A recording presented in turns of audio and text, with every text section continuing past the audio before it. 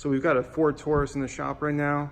We want to install a set of Morimoto LED bulbs. These are switchbacks, so they're going to function as parking light and as a turn signal.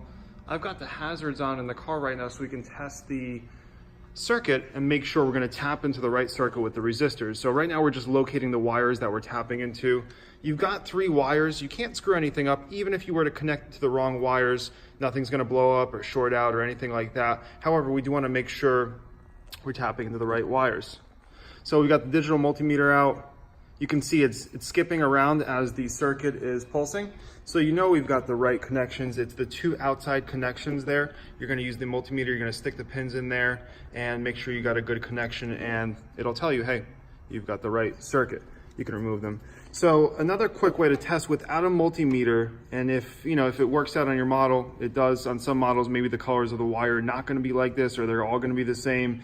Generally speaking, you're going to have a black wire. That's going to be your ground. The other 2 wires is your positive for the turn signal and positive for the parking light.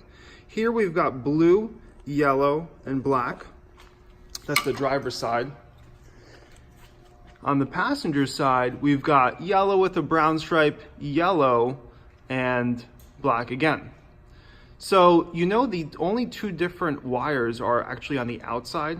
So one turn signal circuit has a yellow and a brown wire on the passenger side, and the other one has a blue wire. So that's a quick way to tell, because the parking light circuit is generally going to be the same color wire on both sides. Turn signal circuit is separate on both sides, so it's going to have different colored wires. So if you're just doing a visual examination and you don't have access to a multimeter, you can use your best guess. And also sometimes the parking light circuit is also shared with an actual parking light separate on the headlight. So one is over here, one is over there. You can also check the colors of the wires to see if they match up.